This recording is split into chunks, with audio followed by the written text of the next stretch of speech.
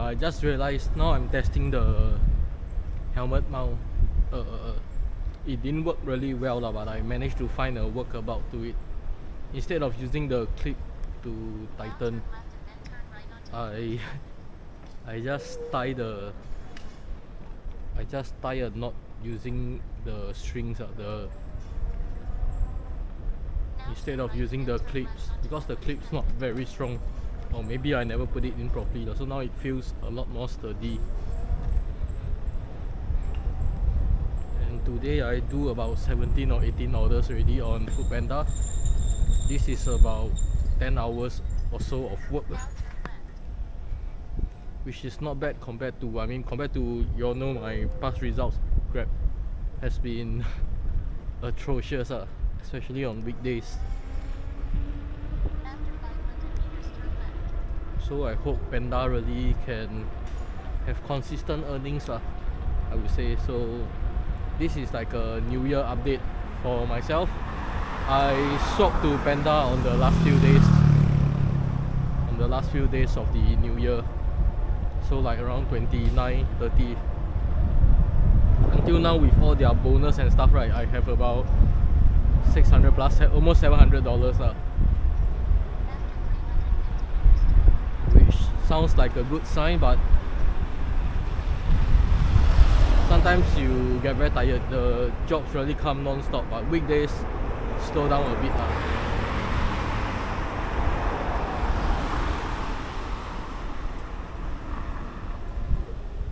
Yeah, as per last time I was saying, why I choose to put helmet mount is because helmet mount, the cars behind, cars in front all can see. Compared to your chest mount, only cars in front of you can actually see you. So I mean, for those who are actually not like doing videos or this as well, I highly recommend you all put like any like cheap or even dummy old cameras on your helmet, so it prevents cars from being an ass, I would say. So you know, some drivers are all really very impatient, I would say.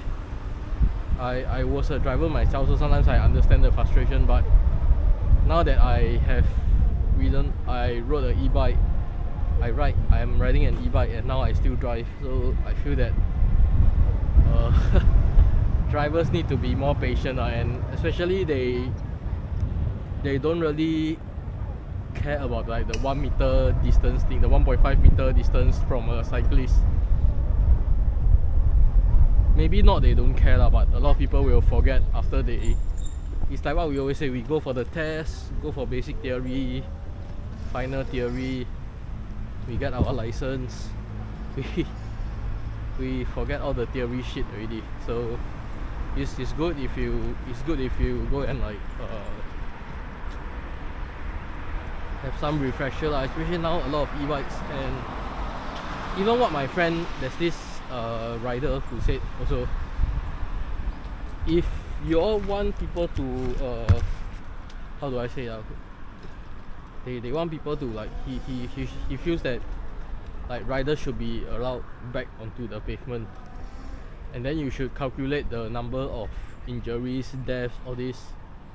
Of course, a death is more severe than an injury, but I'm not saying that injury to pedestrians, injuries to walkers are actually okay.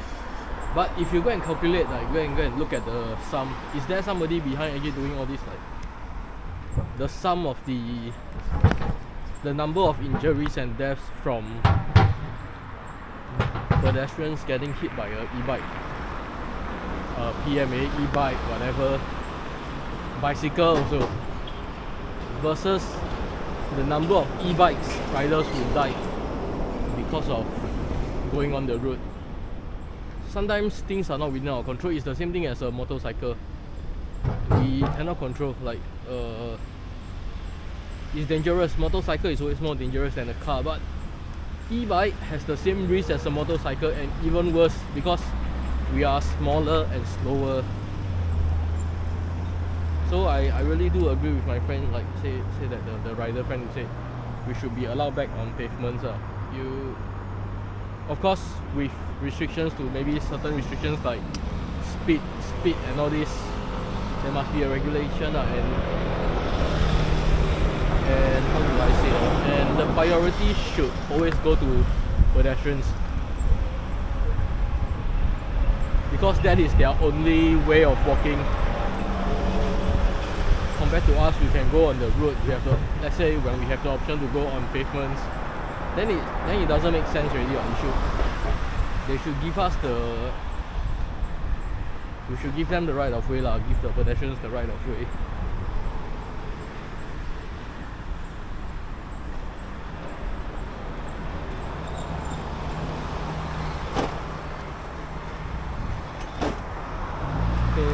As you can see, this will really help a lot and reduce a lot of injuries.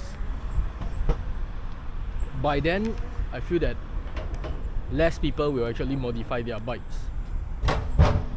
The one reason why I actually mod one of my bikes is because 25 is really too slow lah, I would say. Too slow to be on the road. So yeah, a lot of things. I even thought of adding throttle.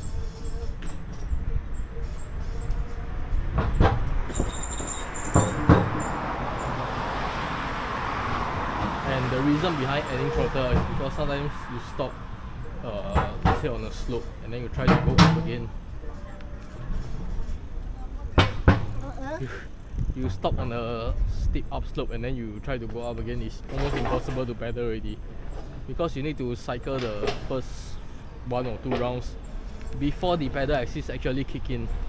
So having throttle, firstly I would say it's not just really for laziness, it's really for convenience. And I actually am against throttle a lot because it drains a lot more battery, from what I heard from a fellow rider. So it's actually not really good. You imagine you have to spend more money to get a battery just because you install a throttle. But these are the things that will help us to prevent accidents.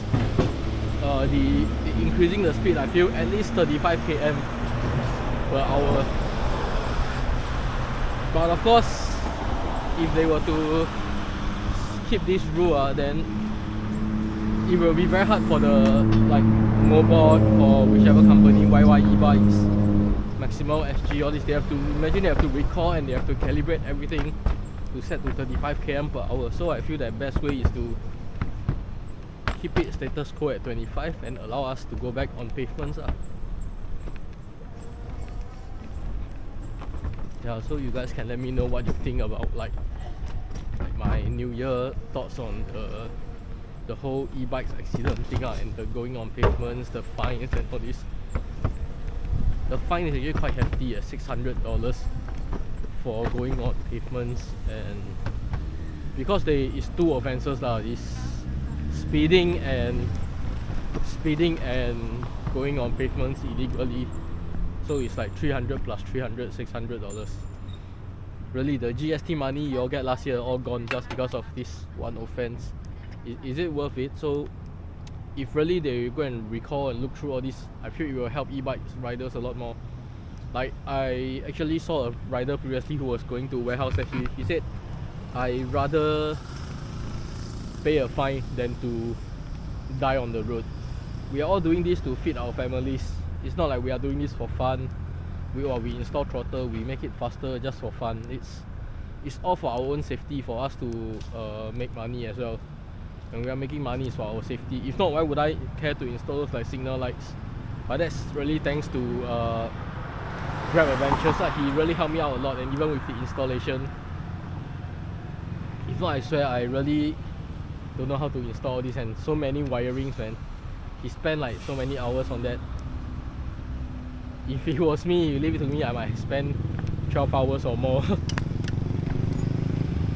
So yeah lah, that will be my end of my video for today.